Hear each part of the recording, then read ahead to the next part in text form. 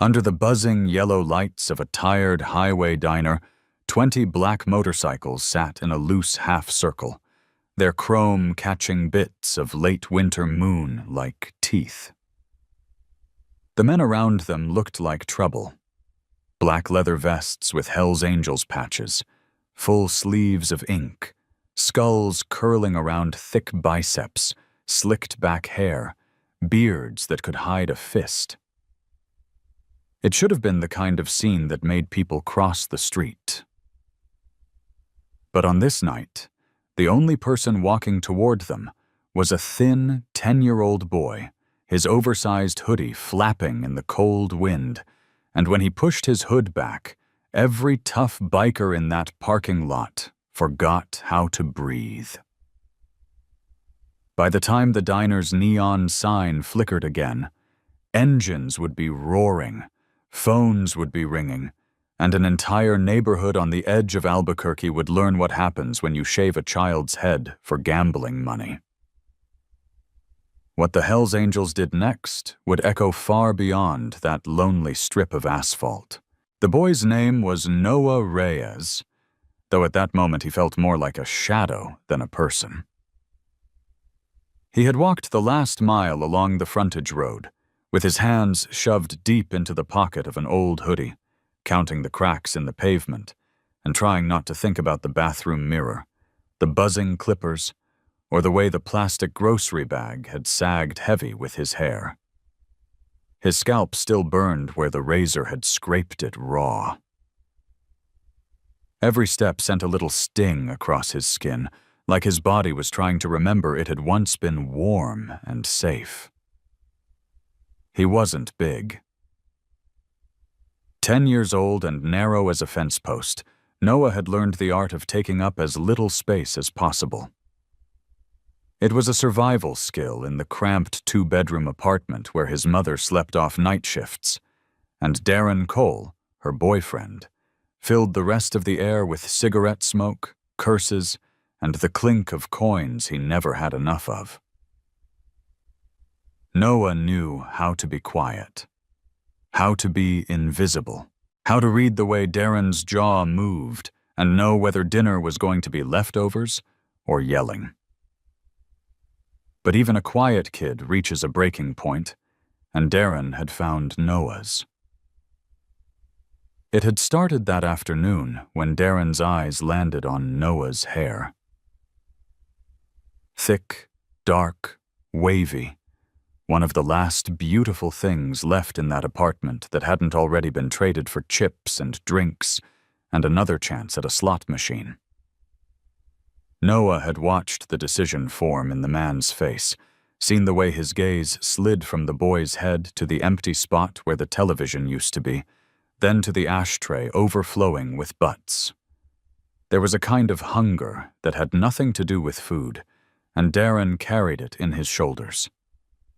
"Sit still," Darren had growled, one heavy hand pinning Noah's shoulder, the other buzzing clippers so close to his ear that the sound rattled his skull. "Move, and I'll cut your ear clean off, you hear me?" Noah had heard. He'd felt too. The hot tracks of tears down his cheeks, the shudder in his chest as he watched fistfuls of his hair slide down the front of his shirt and into the sink. By the time Darren slapped the clippers off and shook the itch of stray strands from his fingers, Noah's head was bare and blotchy, the boy staring at himself in the mirror like he'd just watched someone erase him. Then the plastic bag had come out, the same kind they used when there was still enough money for a real grocery trip. Darren scooped up the hair like it was loose change, tied a knot at the top, and held it up, testing the weight with a grim little smile. "This'll get us started," he muttered, more to himself than to the child whose image he'd just stripped away. Noah had tried to speak, but the words had stuck somewhere between his ribs and his throat. They were still stuck as the apartment door slammed, as Darren's boots thudded down the walkway, as the sound faded into the noise of the street. That silence, thick and ringing, was when Noah remembered something. On the top shelf of his closet, behind an old shoebox and a stack of school papers he no longer brought home because nobody asked, there was a folded piece of cloth. His mother had put it there years ago when things were better, before the night shifts and the migraines and Darren's slow, permanent move into their lives. "That was your uncle's," she'd said, her voice softer then. "He rode with some rough men, but they took care of him. And he took care of us, once." The cloth had a patch on it, white and red, a stylized phoenix curled around a metal cross, the words "Hell's Angels" arched over the top. Noah had traced it with his finger once, half fascinated, half afraid, imagining the kind of men who wore something like that on their backs. Men who didn't flinch. Men people moved out of the way for. Men who, in his mind, could walk into any room and make the shouting stop. He hadn't thought about that vest in a long time, but with his head stinging and his reflection looking like a stranger, the memory rose up like a lifeline. Now, in the cold blue-gray light of late winter, that memory had led him here, to this diner on the outskirts of Albuquerque. Someone at school had once whispered that the motorcycle guys stopped there on their way to the reservation, that sometimes a whole flock of them would show up after midnight like a storm. Noah didn't know if it was true. He just knew that staying in that apartment meant waiting for the next thing Darren would decide to sell, and he was running out of things that weren't attached to his body. So he walked. Past the gas pumps, past the humming vending machines, past the big rig truck with its engine idling low. He walked until the smell of gasoline and fried onions mixed with the sharp tang of cold metal and cigarette smoke. Until he was standing at the edge of a circle made of motorcycles and men. 20 black leather vests, 20 skull tattoos, 20 pairs of eyes turning toward him as the wind tugged at his hoodie. The biggest man in the group stood near the center, his back patch stretching shoulder to shoulder, a heavy gray beard filling the front of his vest. His arms were thick with ink, coiled dragons, barbed wire, a skull that seemed to grin each time his bicep shifted. His eyes, though, his eyes were steady and oddly calm, the kind of eyes that had seen too much to be surprised by anything. They had no idea a 10-year-old was about to test that. Noah's legs felt rubbery, but he made himself move. One step onto the cracked asphalt. Another and another, until he could see the scuffed leather of the big man's boots. He realized, distantly, that his hands were shaking, that his heart was pounding so hard it made his vision pulse. He reached up anyway, grabbed the edge of his hood, and shoved it back, letting the cold air hit his raw scalp. For a heartbeat, nobody spoke. The buzzing diner sign hummed. A truck engine shuddered somewhere in the dark. Noah felt 20 pairs of eyes land on the blotchy pink of his shaved head, on the tear tracks crusted along his cheeks, on the way his hoodie hung too big on his narrow frame. It was like stepping into a spotlight you hadn't earned. He swallowed hard. The words he'd rehearsed on the walk over scattered like birds. What came out was raw and clumsy and completely true. My mom's boyfriend. His voice cracked on the first word. He forced himself to keep going. My mom's boyfriend shaved my head and sold my hair so he could gamble. He heard a sharp inhale from somewhere in the circle, the scrape of a boot on asphalt. Please. His fingers curled into fists inside his pockets. Please don't let him touch me again. The man with the gray beard held Noah's gaze for a long moment. Up close, the boy could see lines carved deep around the biker's eyes, the kind that come from years of squinting into wind and sun and trouble. Something flickered there. Anger, yes, but not the wild, uncontrolled kind Noah saw at home. This was colder, quieter, like banked coals waiting for someone to stir them. Behind him, the rest of the club shifted, leather creaking, tattoos moving as their muscles tightened. A ring of metal and flesh quietly closing around one small, shaking child. In that circle, inside that wall of engines and ink, Noah felt something he hadn't felt in a long time. The sense that adults were paying attention, that somebody was truly listening. He had no idea who these men were beyond that patch on their backs and his mother's half-whispered stories. He only knew he had just thrown his last desperate plea into their hands. Before we follow these men into what comes next, before the phones ring, before the engines roar, before an entire neighborhood realizes what kind of storm is rolling toward them, if you believe no child should have to beg strangers for safety, take a moment to subscribe to Gentle Bikers and tell us in the comments where you're watching from. Stories like Noah's are why we ride.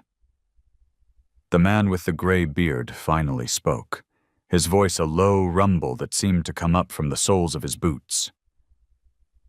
"What's your name, kid?" Noah swallowed. "Noah Reyes." The biker nodded once, like he was filing the name away somewhere safe. "I'm Mac," he said. "These are my brothers. You're standing in the middle of the Hells Angels chapter that runs this stretch of highway. That means you are about as far from alone as you're gonna get tonight." Mac lowered himself into a crouch, knees popping, bringing his eyes level with Noah's.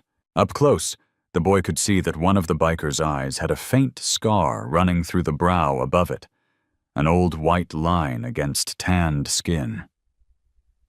It made him look even more dangerous. Somehow, it also made him feel more real.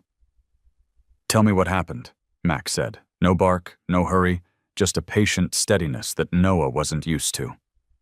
"Start with him shaving your head. Then tell me what he's done before that." Noah's story came out in fits and starts at first. The clippers, the plastic bag, the way Darren's fingers dug into his shoulder hard enough to leave bruises that wouldn't show under his hoodie. But as he spoke, the words started to gather speed, each one pulling another behind it. He talked about the television disappearing one month, the microwave the next. About the way his game console had vanished after a particularly bad weekend at the tribal casino.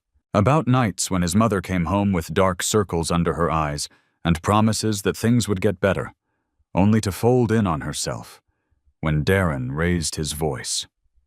"He says he's going to turn it all around," Noah murmured, staring at a crack in the asphalt between Mac's boots. "He always says that, but every time he comes back, there's less stuff, and he's madder, and—" The boy's voice trailed off. His hand crept up to touch the edge of his scalp, finger brushing a tender ridge. "This time he said my hair was wasted money just sitting there." Around them, the bikers listened. It was a particular kind of silence. No shuffling, no side conversations, just a circle of rough men holding still, while a child poured out pieces of his life. A couple of them exchanged glances over Noah's head, little flicks of the eyes that carried whole sentences. "You hearing this? That casino again.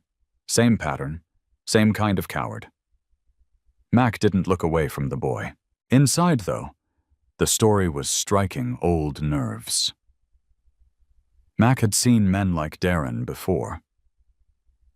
He'd grown up around them, guys who could turn a paycheck into a week-long bender, who could turn a home into a pawn shop inventory list, who thought being taller than a kid meant you owned everything under that roof.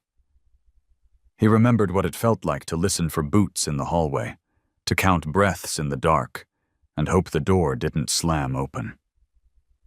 He remembered the one time somebody stepped between him and a raised hand, a neighbor who'd finally had enough. That moment had split his life into a before and an after.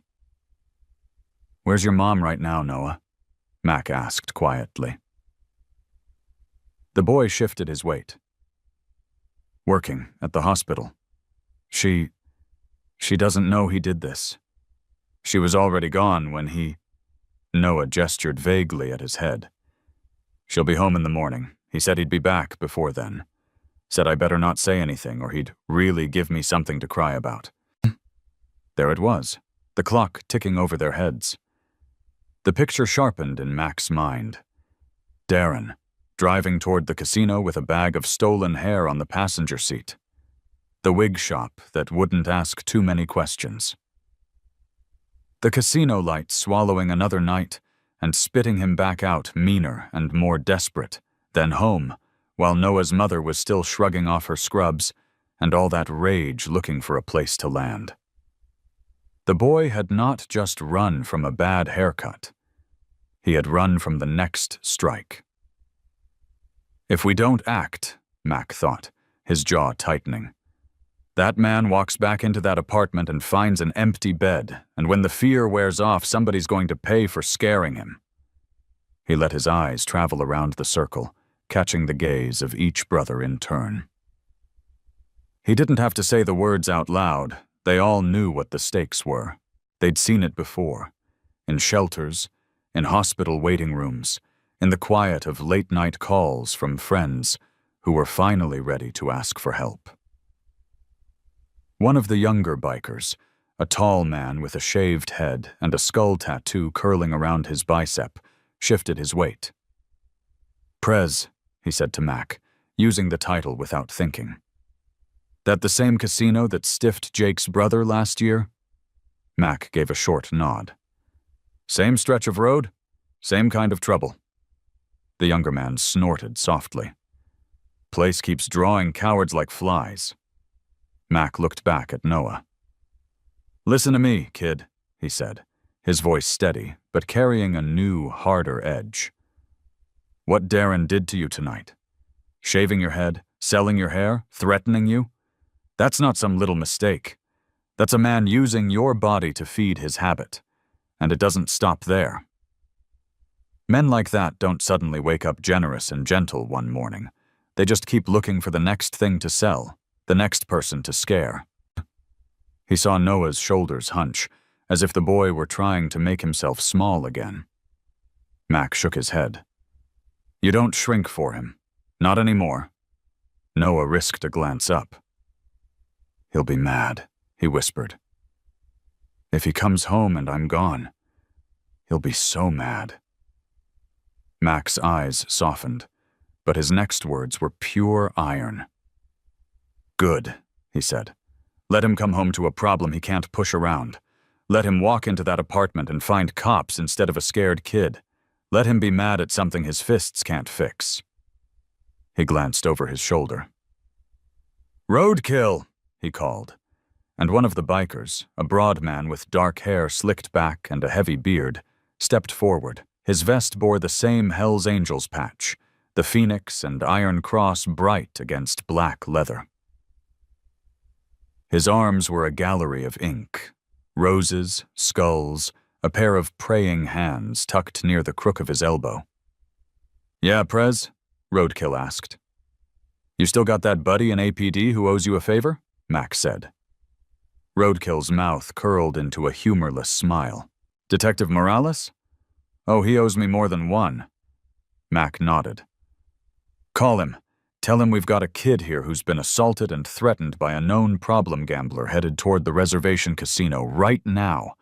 Tell him we want a patrol car at that apartment before dawn, and we want Darren Cole flagged so he doesn't just slip out the back door of whatever holding cell they toss him in." As Roadkill pulled out his phone, another biker, Slim, a tall rider with a braided beard, spoke up. "What about the mom?" he asked.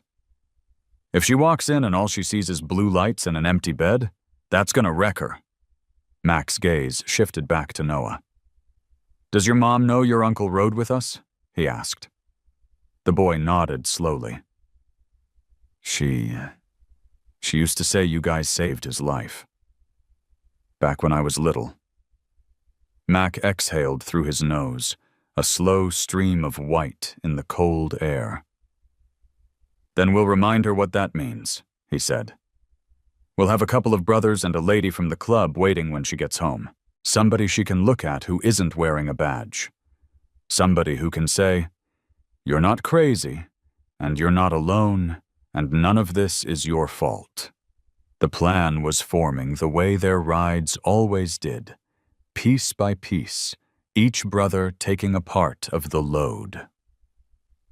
One would call the detective, another would pull up what they could on Darren's record, see if the man's name already rang bells at the station. Someone else would call the club's lawyer, a gruff, sharp-eyed man who had sat with too many kids in too many courtrooms to be surprised by anything anymore.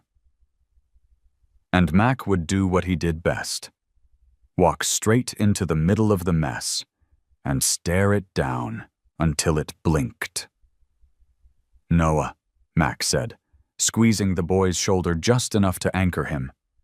"Here's what's going to happen. You are not going back to that apartment alone tonight. Not now, not ever. You're coming with us. We're going to keep you warm, get some food in you, and while you eat, my brothers and I are going to make some calls. Cops, lawyers, whoever we need. When Darren comes stumbling home, he's not going to find a scared kid with a sore head. He's going to find consequences." Noah blinked up at him. Can he still hurt my mom?" he asked, the question coming out like it had been waiting at the back of his throat for years. Mac didn't dodge it. "He's been hurting her for a long time already," he said. "Just in ways folks don't always see from the outside. But we're going to give her something she hasn't had in a while. Options, people in her corner, a lawyer who'll talk to her like a person, not a problem, and a whole lot of witnesses who will happily tell a judge what you just told us." Behind Noah, the ring of bikers tightened a little, not in a threatening way, but like a group of trees bending together in a storm. These were men who had once been boys in bad houses, boys in bad neighborhoods, boys in bad hands. They knew exactly how narrow the path was between scared kid and angry man on a bike, and how much difference it made if someone stepped in early. Tonight, in this parking lot, they were drawing a line. "You said your mom works nights at the hospital, right?" Mac asked. Noah nodded. "Good. That means there are social workers and nurses there who have seen this kind of thing before. People who know how to document what's happening. We're going to make sure the right ones hear your story, not just as gossip, but as a record, because what Darren is doing isn't a family problem. It's a crime."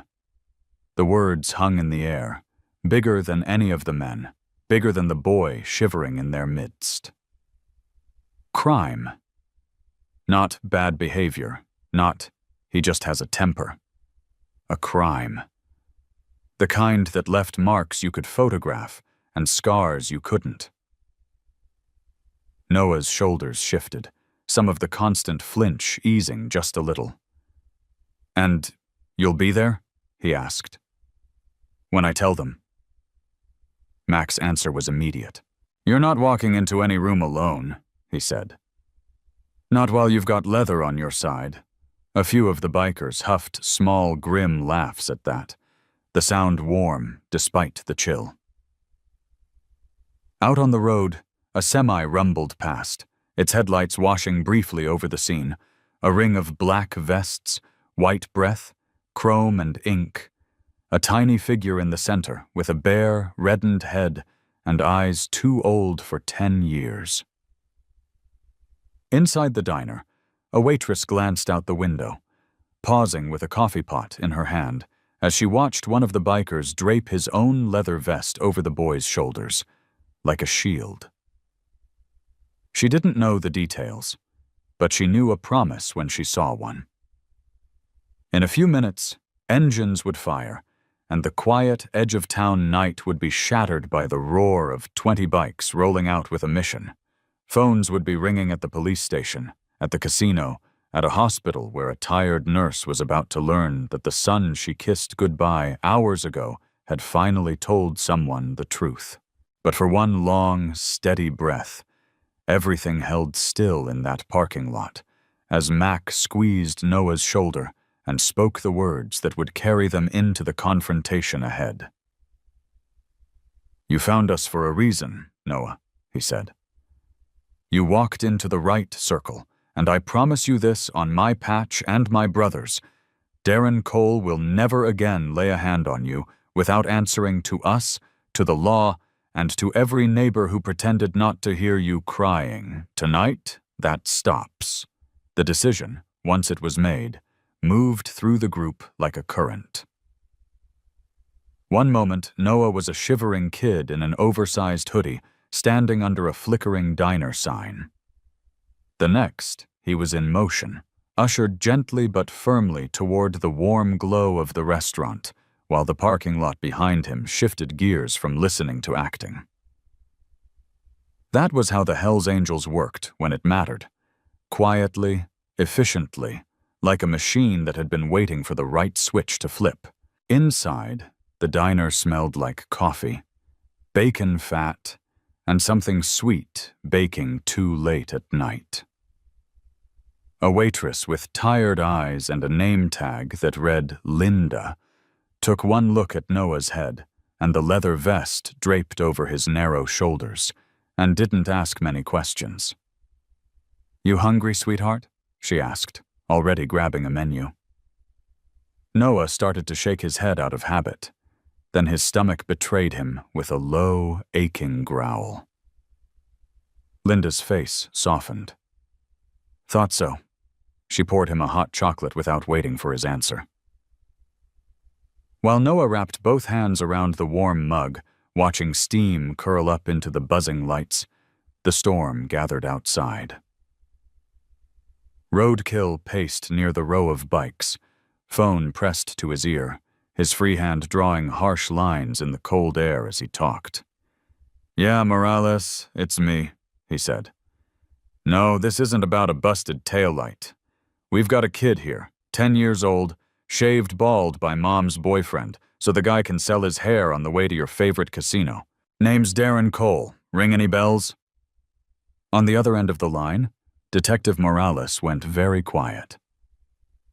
There was a certain kind of silence cops had when they were taking something seriously, and Roadkill heard it now. "You sure about the details?" Morales finally asked. Roadkill glanced through the diner window, where he could see Noah's hunched shoulders, and the way Linda set the hot chocolate down like it was medicine. "Kid's got razor burn all over his head," Roadkill said.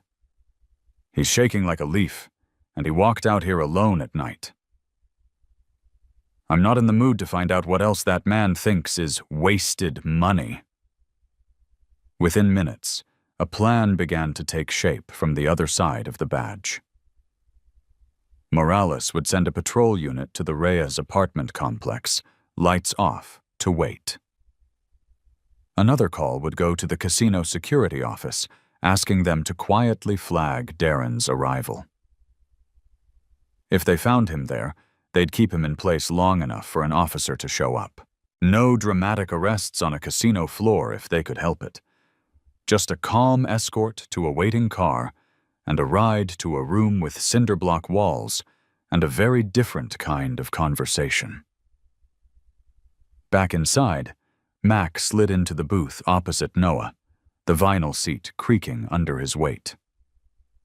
He ordered a burger and fries for the boy, not bothering to ask if he wanted it. Kids from houses like that rarely admitted they were hungry. Better to let the smell of hot food answer the question for him. When the plate arrived, Noah stared at it for a second, as if it might be a test. Then, when nobody told him to wait, he dug in with a single-minded focus that made Linda look away for a moment, so he wouldn't see the shine in her eyes. "We're not just going to scare him, are we?" Noah asked quietly between bites, without looking up. It was the kind of question that knew exactly what it was asking. Mac respected that. "No," he said. "We're not interested in scaring him for a night and letting him go back to the same old habits. We're interested in changing what happens next, for you, for your mom, for anyone else he thinks he can lean on." Noah chewed, swallowed, and finally raised his eyes. "He always says nobody cares what he does in his own house," the boy said. "That it's family business and we should keep our mouths shut." Mac's lips thinned, but his voice stayed level. "That's the oldest lie in the book," he replied. "When someone uses family as a shield to hurt the people inside those walls, that's when the rest of us get a say. And tonight, he's going to find out just how many people are tired of minding their business." When Noah had eaten enough that the world no longer narrowed down to the desperate need for the next bite, Mac slid out of the booth. "Time to ride," he said quietly. "You ready?" The question wasn't about the motorcycle. It was about everything that would come after. The flashing lights, the questions, the long, messy road of telling the truth. Noah thought of the bathroom mirror, of the empty spaces where furniture had been, of his mother's tired face. Then he nodded once. "Yeah," he said. "I'm ready." Outside, the parking lot hummed with anticipation. Engines cough-started one by one, the deep, chest-thudding rumble of 20 bikes filling the cold night air. Exhaust plumed around them like some kind of ritual smoke. Noah climbed onto the back of Mac's Harley, small hands finding the back of the biker's vest. For a heartbeat, he hesitated, fingers hovering over the Hell's Angels patch. Then he gripped it like a lifeline. The waitress stood at the diner window, coffee pot forgotten in her hand, as the line of bikes rolled out onto the frontage road. Headlights cut white tunnels through the dark, the roar of engines rising into a single, coordinated thunder as they merged toward the city lights. Somewhere between the diner and the clusters of tired apartment buildings ahead, Noah realized he wasn't cold anymore. Fear still twisted in his stomach, sure, but it had a new companion, a thin, fragile thread of something that might have been hope. At the Reyes apartment complex, a different kind of vehicle already waited. A black and white cruiser sat near the entrance, its lights off, 2 officers inside watching the windows. The complex itself was a patchwork of dim rectangles, some lit, some dark, the kind of place where people learned not to stare too long at any one door. When the first rumble of engines rolled up the street, curtains twitched. By the time the Hells Angels turned into the lot, half the building was peeking out. The patrol car's headlights flicked on as the bikes circled slowly into place, forming a loose semicircle around the walkway that led to Noah's apartment. The lead officer stepped out, hand resting on his belt, posture cautious but not confrontational. He recognized Mac. This wasn't the first time the club had brought a problem instead of causing one. Mac killed his engine and swung a leg off the bike, Noah still on the seat, helmet bobbing slightly as he looked around. "Detective Morales filled you in?" Mac asked. The officer nodded. "We've got a unit near the casino keeping an eye out for the boyfriend. If he shows, he's not going anywhere without talking to us. In the meantime, we're here for the mom and the kid." He tipped his chin toward Noah. "That him?" Mac's expression softened.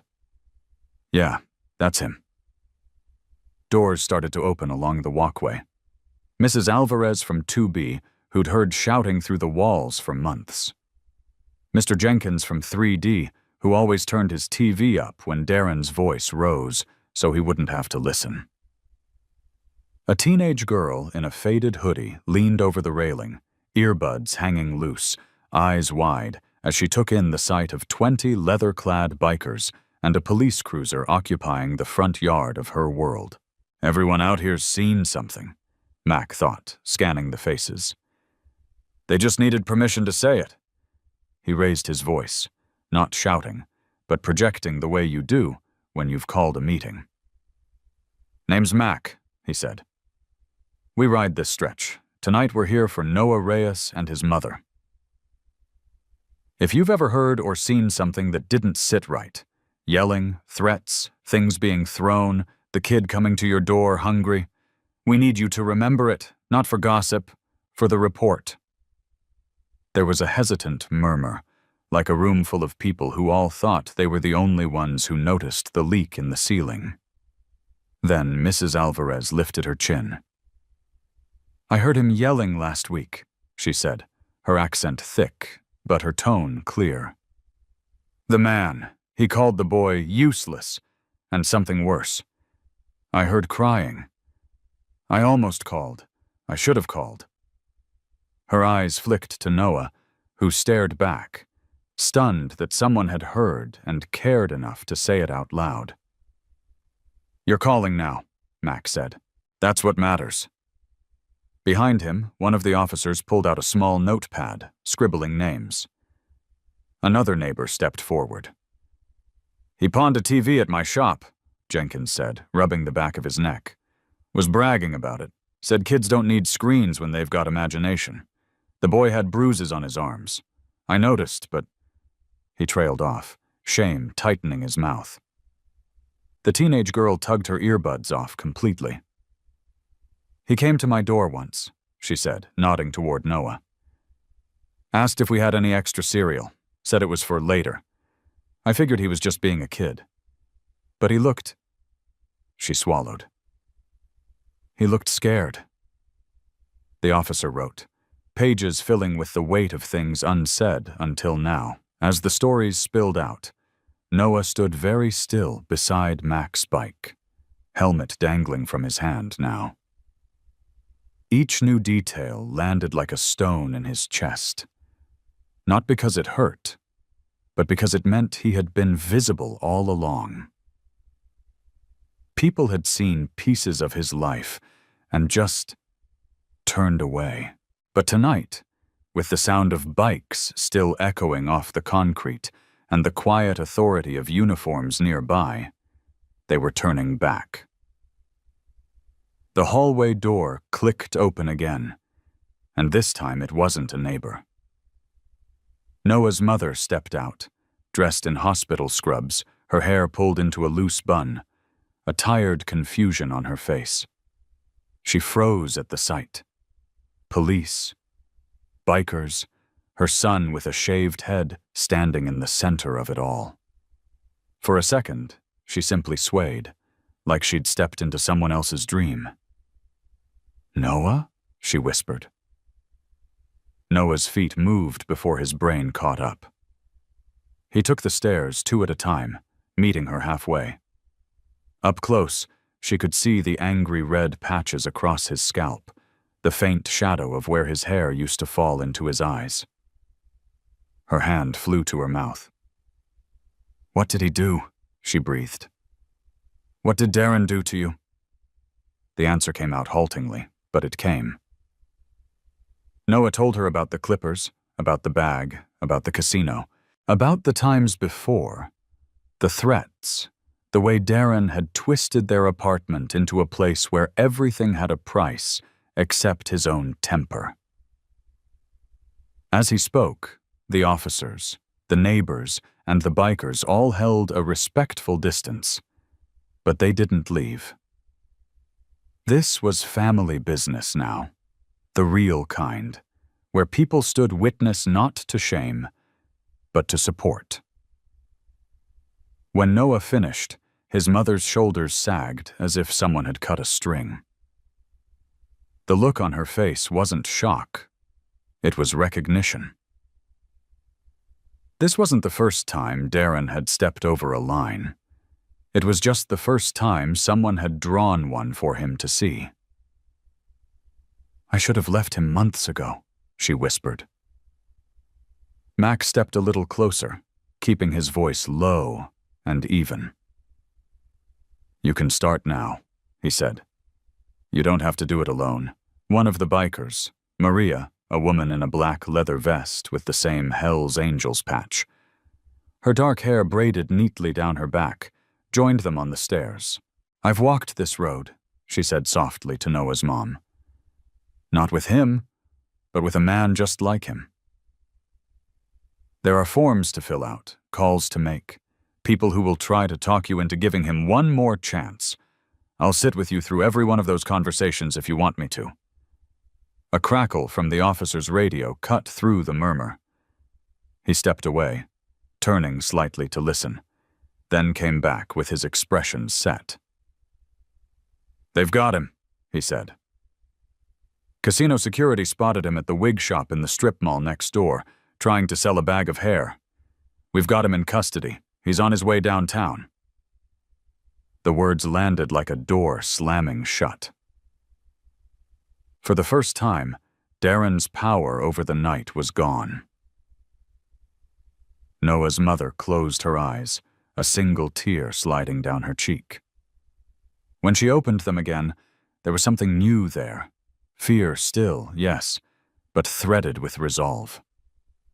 "What happens now?" she asked. The officer nodded toward Noah. "Now we take statements," he said. "From your son? From you? From your neighbors? We document everything, and we talk about protective orders, about charges, about keeping him away from both of you while this plays out." Mac added his piece. "And in the meantime," he said, "you're not staying in that apartment tonight. We've got a safe place for you both to land for a few days. Our club lawyer will meet us there. He'll explain what the courts are likely to do, what you can ask for, what you don't have to agree to. You get to make decisions with information this time, not just fear." There was some shuffling then, neighbors giving names and phone numbers to the officers, promising to show up if a judge wanted to hear from them. Mrs. Alvarez squeezed Noah's mother's hand, murmuring something in Spanish that sounded like a blessing. Jenkins from 3D promised to print out the pawn receipts he still had on file. The teenage girl offered to water their plants if they wanted to come back for their things later. Small acts, maybe, but together, they felt like the neighborhood finally exhaling after holding its breath for too long. Noah watched it all, eyes wide. The bikers who had seemed so big and distant at the diner now moved among his world like they'd always belonged there, leaning against railings, talking quietly with officers, cracking a small joke to make a scared neighbor smile. They weren't shouting. They weren't throwing punches. They were simply there, solid and unmovable, like pillars holding up the roof while the people under it figured out how to rebuild. When it was time to go, Mac rested a hand lightly on Noah's back, steering him toward the bikes. "You ride with me," he said. "Your mom's coming in the car with Maria. We'll all end up at the same place." Noah looked back once at the apartment door, the peeling paint, the dim hallway beyond it, and felt a shiver that had nothing to do with the cold. Then he turned away. As the convoy pulled out, the cruiser leading, the car with Noah's mother in the middle, the ring of motorcycles surrounding them like an armored escort, people came to their windows again. Some of them lifted their hands in small, uncertain waves. One or two made the sign of the cross. Most just watched, eyes wide, as if trying to memorize the look of a night when something finally changed. Darren Cole would spend the rest of the night in a holding cell, wondering how a simple run to the casino had turned into handcuffs and charges. In the morning, he would learn about the statements, the photographs, the witnesses who finally spoke. He would see, maybe for the first time, that the walls of his private business were made of paper, and the world outside had teeth when it needed them. But Noah didn't see any of that yet. What he saw, as the city lights slid past and the wind pushed gently against his borrowed helmet, was the back of Mac's vest. The phoenix and iron cross patch filled his vision. The words "Hell's Angels" arched over it like a banner. His small hands tightened on the leather. Somewhere under all the noise in his head, a single thought surfaced, quiet and astonished. I ran to the bikers, he realized. And they ran back with me. The safe house wasn't a fortress or a bunker. It was a small stucco bungalow at the edge of town, with a sagging front porch and a porch light that flickered whenever the heater kicked on. What made it safe wasn't the walls. It was the people who walked through the door. That night, the convoy rolled to a stop out front, like a private escort for two very tired souls. The patrol car peeled away once the officers were sure everyone was inside. The motorcycles stayed, lined along the curb like metal sentries under the street lamp. Inside, the air was warmer than anyone expected. A crock pot simmered on the counter, filling the kitchen with the smell of stew and garlic. A pot of coffee steamed next to it, and mismatched mugs waited on the table. Maria moved through the space like she'd done it 100 times, which, in a way, she had. This house belonged to her and her husband, another member of the club. When someone needed a place to land, this was where they landed. Noah sat at the big wooden table, his bare feet curled against the rung of the chair, as a new stranger took a seat across from him. The man wasn't a biker. He wore an old tweed jacket instead of leather, wire-rimmed glasses instead of shades. But there was something familiar in the way he carried himself. Solid, unhurried, like nothing anyone said would knock him off balance. "Name's Grady," he said, offering a hand first to Noah's mom, then to Noah himself. "I'm the club's attorney. Think of me as the guy who translates what the law says into something your heart can live with."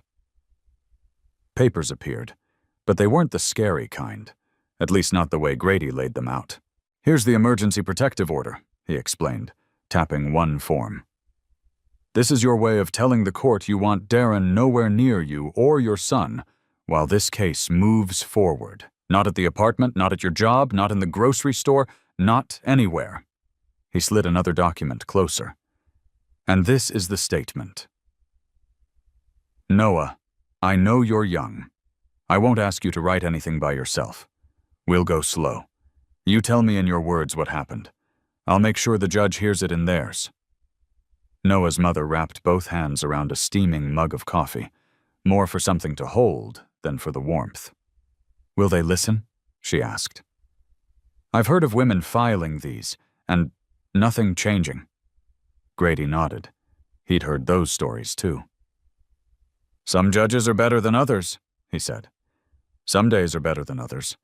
But you're not going in alone. You've got neighbors willing to testify. You've got a kid who found the courage to speak up.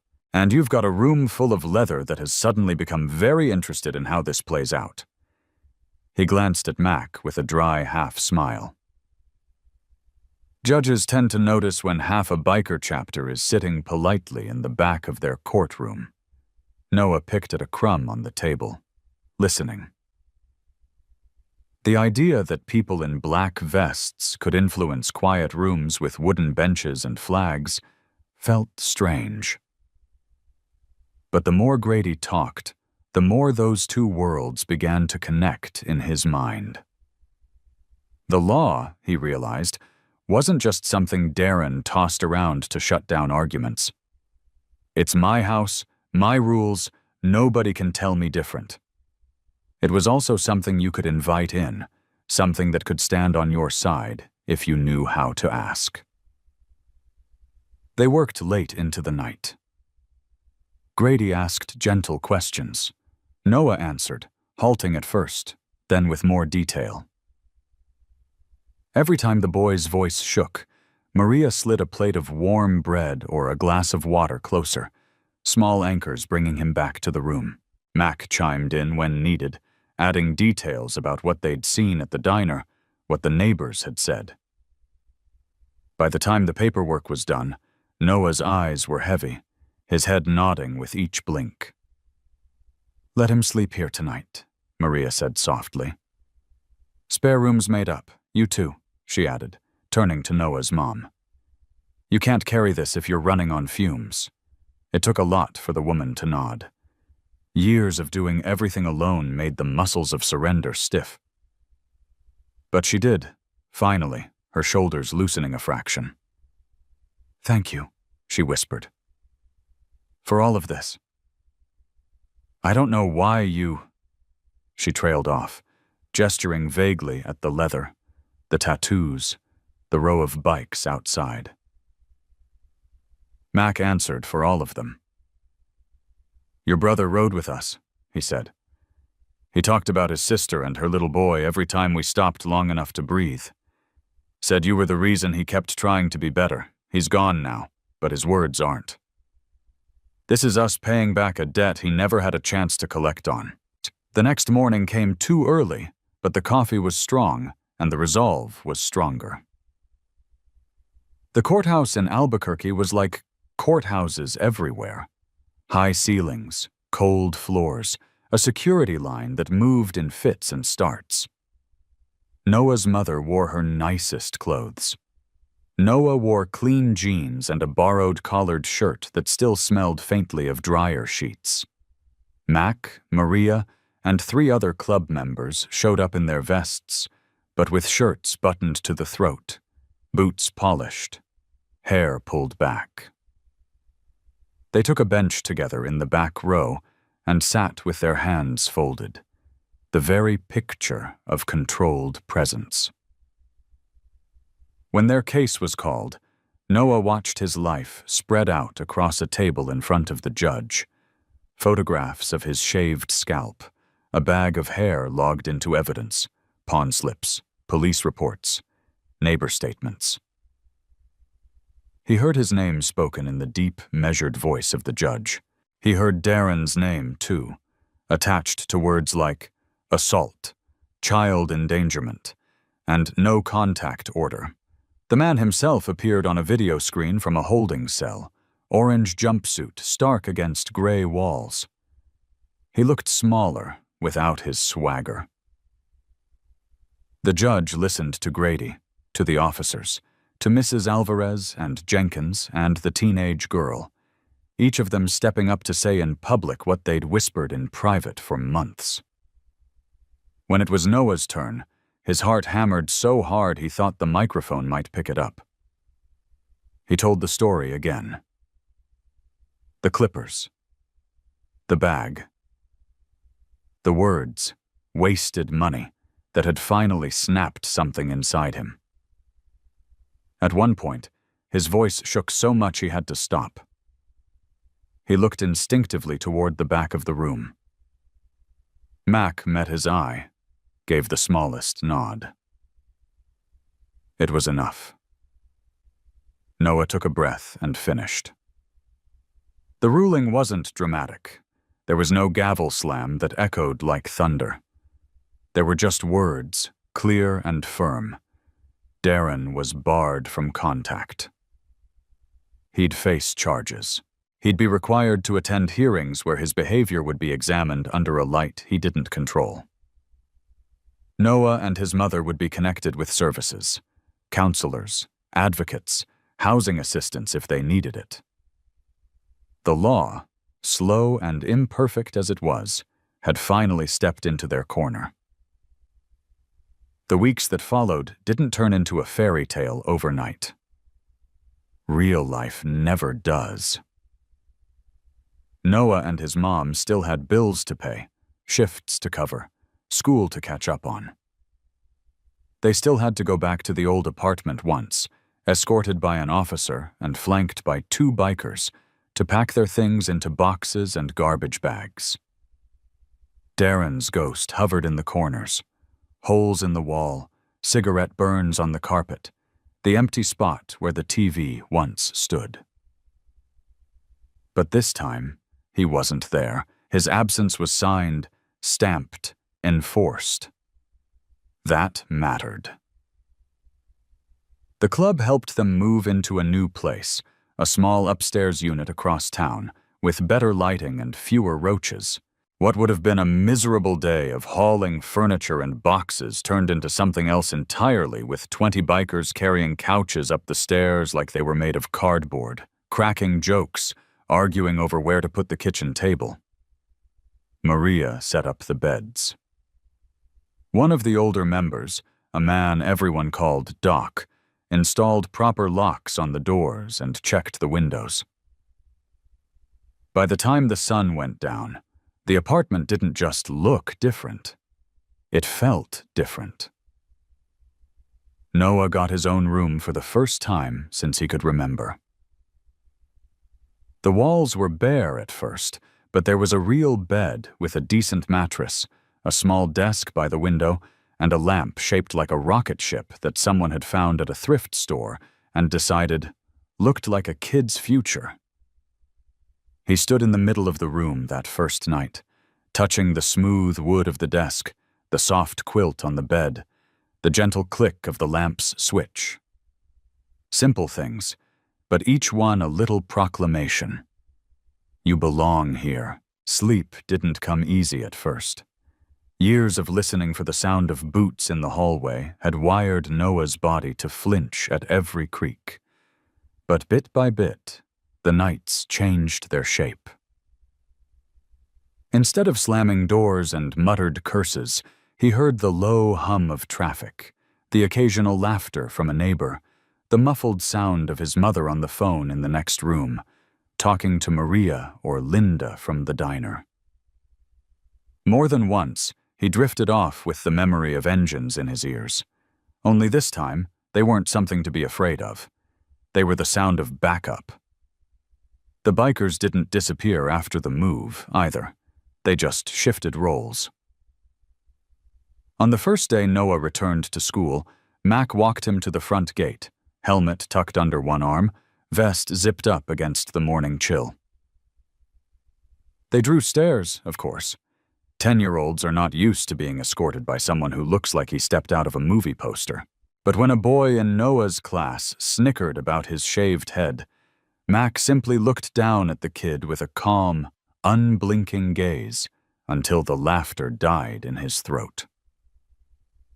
After that, most of the questions were genuine, not cruel. Therapy became part of the routine, too.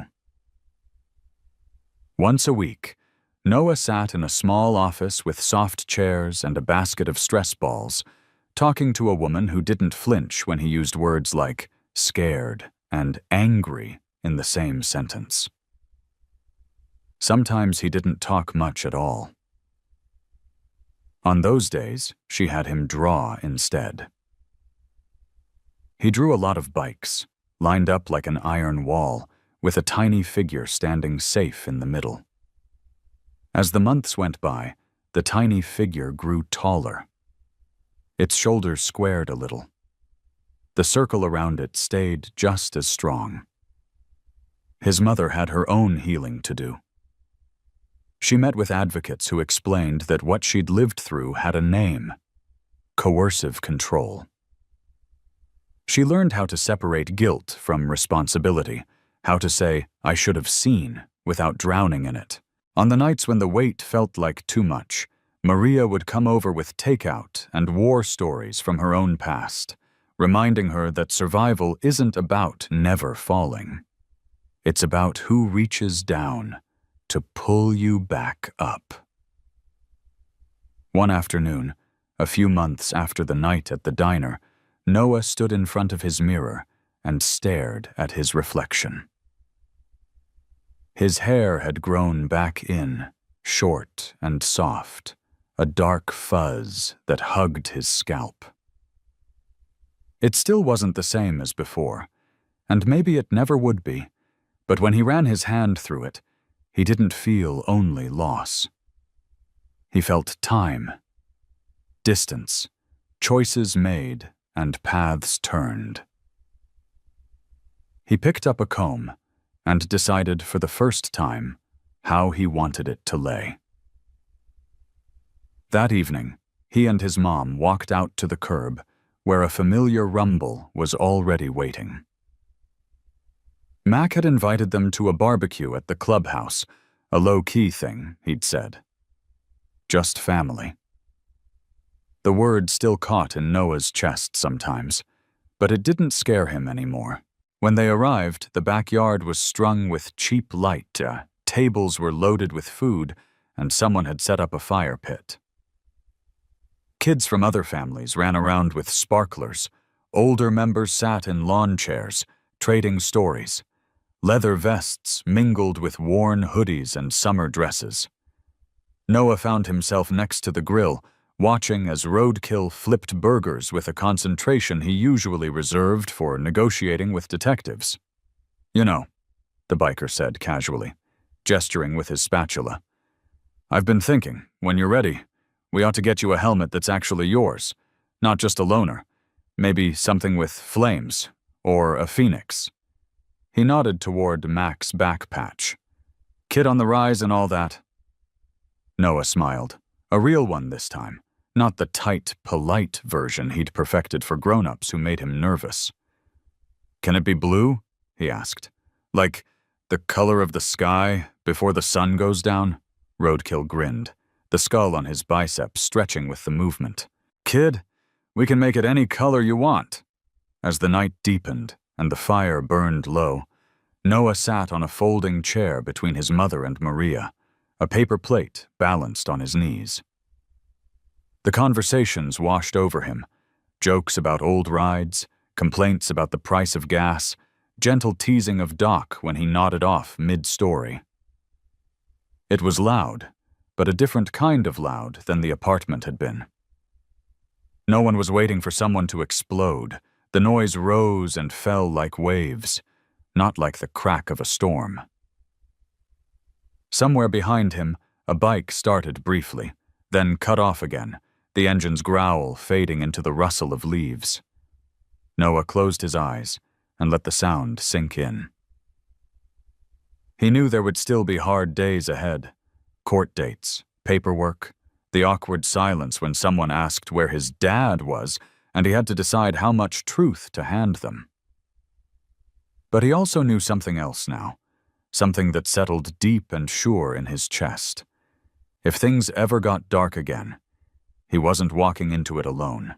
There was a circle he could step into where the world shifted around him instead of the other way around. It was almost a year later when the story finally looped back on itself in a way Noah could see. The worst of it was behind them. Court dates passed, paperwork filed, Darren reduced to a case number in a system that would now be watching him instead of the other way around. Life had gotten busy in a different way. Homework, grocery lists, therapy appointments, the occasional oil change for Mac's bike that somehow involved Noah holding a flashlight like it was a sacred job. Then, one Monday afternoon, Noah brought home a slip of paper from school. It was crumpled by the time he handed it to his mom, his fingers worrying the edges as if he wasn't quite sure whether to give it over. "We're doing a presentation," he said, not meeting her eyes. "End-of-year project, what family means to me. It's mandatory." And the old Noah, the one who measured every word in case it set something off, might have tried to pick the safest possible route, a generic speech, a stock drawing of a stick figure house with a chimney and two smiling parents. But this Noah had stood in a courtroom and told the truth with his knees shaking. This Noah had eaten barbecue with men people crossed the street to avoid, and laughed so hard he'd forgotten, just for a second, that his life had ever been different. So he looked up at his mother and said, "Do you think they'd come if I asked?" He didn't have to be more specific. She knew who they were. A slow smile spread across her face, soft and a little amazed, like she was still getting used to this version of their world. "I think," she said carefully, "you might have a hard time keeping them away." The night before the presentation, Noah sat at his small desk under the light of the rocket ship lamp, pencil tapping against lined paper. Words were harder than drawings, but he owed this story more than pictures. He wrote, crossed out, wrote again. He didn't name Darren. This wasn't his story anymore. It was about the people who had stepped into the space he'd left behind. Morning came, and the school parking lot buzzed with the usual chaos. Buses pulling in, parents hustling kids toward doors, teachers juggling clipboards and coffee. The noise dipped for a moment when a different sound rolled up the street, the low, rolling thunder of 4 motorcycles in careful formation. Heads turned as they pulled into visitor spots like they'd done it 100 times. Helmets came off, revealing slicked-back hair, gray beards, heavy stubble. Black, sleeveless leather vests flashed Phoenix and Iron Cross patches in the sunlight. Sleeves of ink and skull tattoos drew quick, curious glances. Noah climbed out of his mom's car just as Mac swung a leg off his Harley. For a split second, the boy felt eyes on him from every direction. Then Mac grinned, the lines around his eyes crinkling. "You ready, Professor?" he asked. Noah huffed a nervous laugh. "You guys are going to freak everyone out," he muttered, but there was no real complaint in it. Mac shrugged, unbothered. "Good," he said. "Maybe they'll listen better." Inside the classroom, desks had been pushed back to make space at the front. Construction paper posters lined the walls, families drawn in crayons and markers, stick figures holding hands under suns and rainbows. Parents filtered in, some still in work uniforms, others in weekend clothes despite it being a weekday. The teacher, Mrs. Hanley, checked her list as students took turns presenting. Some showed pictures of moms and dads and siblings. One girl talked about her grandmother who'd raised her. A boy told a funny story about a huge Thanksgiving argument that ended with everyone laughing. Each testimony was honest in its own way, a little window into the homes these kids returned to at the end of the day. When Mrs. Hanley called Noah's name, a small murmur rippled through the room. Everyone had noticed his unusual escort in the hallway. Noah's heart did its familiar hammering, but he'd learned by now that fear didn't mean he was weak. It just meant he was about to do something that mattered. He walked to the front, clutching his paper in one hand and a poster board in the other. He set the poster on the easel. It wasn't a drawing, exactly. It was a collage, printed photos taped carefully in place. In the center, an image of a boy with a shaved, blotchy head standing in a circle of black leather vests. His own back was to the camera, but the posture, small, tense, was unmistakably him. Around it, newer pictures radiated outward like spokes on a wheel. Noah on the back of Mac's bike, helmeted and grinning. Noah and his mom standing in front of their new apartment door, key held between them. A blurry shot of him at the club barbecue, arms flung wide mid-laugh while Roadkill pretended to drop a burger. The room went quiet without anyone asking it to. Noah took a breath and began to read. "My name is Noah Reyes," he said. "A year ago, if you'd asked me what family meant, I would have said it was the people you live with, even if they scare you. I thought family was who you're stuck with. I thought you were supposed to keep secrets for them, even when those secrets hurt." His eyes flicked up, scanning faces. His classmates, their parents, Mrs. Hanley, and at the very back, 4 Hell's Angels in black, sleeveless leather vests, sitting on tiny plastic chairs, knees practically up to their chests. The sight almost made him smile. Mac caught his eye and gave that same small nod he'd offered in the courtroom. Noah's shoulders straightened a fraction. "Last year," he continued, voice steadier now, "someone in my house hurt me to pay for something he wanted. He said nobody cared what happened inside our walls. He said it was family business. And for a long time I believed him. But one night, I walked out. I went looking for help in a place that probably seems crazy to some of you." He gestured slightly towards the back. "I walked into a parking lot full of bikers." A few kids glanced over their shoulders, eyes widening at the sight of full-sleeve tattoos and skull bicep art squeezed into kid-sized chairs. One of the parents shifted uneasily, then relaxed when he saw how still the men sat, hands folded, attention fixed entirely on the boy. "I was really scared," Noah admitted.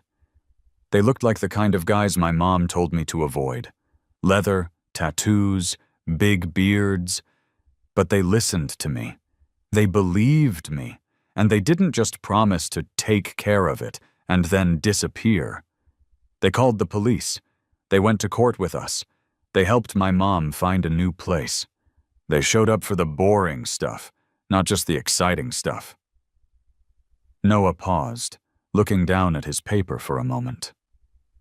When he spoke again, his voice had a warmth in it that hadn't been there before.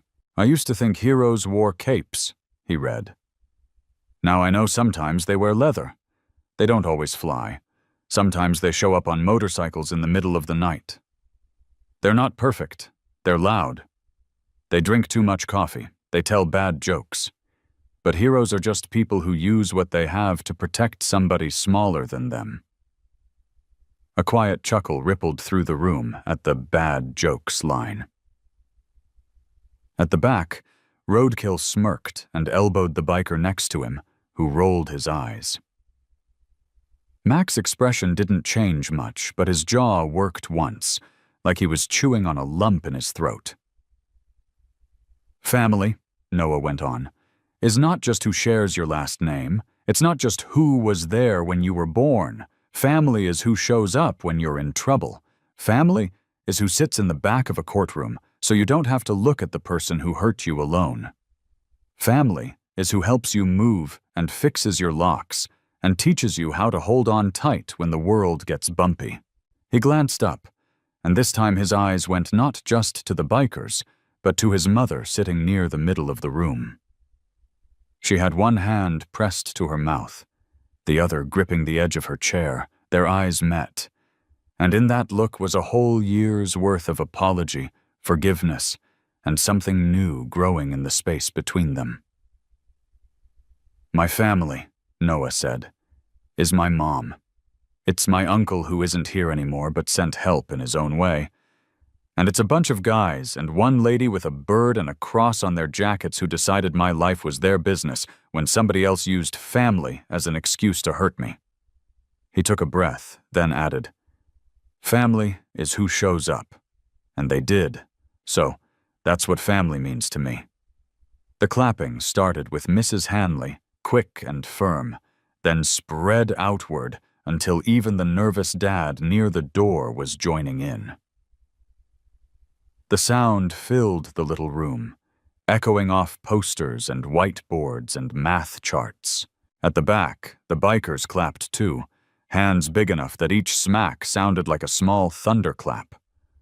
Noah felt his face heat, but he didn't duck his head this time. He let the sound wash over him. Later, in the parking lot, parents collected their kids, casting sideways glances at the cluster of leather and chrome. Some gave quick nods of thanks. One or two, emboldened by the story, walked up to shake Mac's hand, mumbling variations of, "That was something," and "Glad the boy's okay." The world might still misunderstand them, Mac knew. But he also knew that, for one classroom at least, the picture had shifted a little. Noah climbed onto the back of Mac's bike, helmet buckled snugly. The new one, the blue one he'd picked himself, the exact color of the sky before sunset. As he settled in, his hand found the familiar patch on Mac's back, the phoenix and the iron cross. Hell's angels, gentle giants, all of it stitched into leather, all of it worn by a man who understood what it meant to be small and scared once upon a time. The engine roared to life, joined by the others in a rough harmony. Students still lingering by the buses turned to watch as the bikes rolled out, one by one, like some kind of modern cavalry riding off. To most of them, it would just be a cool sight to tell their friends about later. To Noah, it was something else entirely. It was the sound of proof. Proof that you could walk into a circle of strangers and walk out with people willing to stand between you and the worst thing in your world. Heroes don't always wear capes. Sometimes they wear leather vests with patches people cross the street to avoid. Sometimes they have skulls on their arms and engines loud enough to shake windows. But if you look past the noise and the ink, you might see the real mark of a hero. The way they lean in when someone smaller than them says, "Please." The way they show up, not just for the fight, but for the paperwork, the moving day, the school project. Family isn't always the people you start with. Sometimes it's the ones you find in a parking lot under buzzing yellow lights on a night when you've run out of options and you're down to your last ounce of courage. Sometimes it's the ones who hand that courage back to you, piece by piece, until you can carry it on your own. Family is who shows up. And for one 10-year-old boy on the outskirts of Albuquerque, they showed up on motorcycles. If this story reached something in you, if it reminded you of a time someone showed up when you needed them, or a time you wished they had, don't let it end here. There are more stories like Noah's, more quiet fights happening in small apartments and tired neighborhoods, where someone is just waiting for a sign that they're not alone. Subscribe to Gentle Bikers to ride along with us on more nights like this, nights when leather becomes armor for the right side, and engines sound like a promise instead of a threat. And before you go, take a moment to tell us in the comments where you're watching from. Maybe you're in a small town or a big city, near a highway or miles from the nearest bike. Wherever you are, remember, heroes don't always wear capes, and family is who shows up.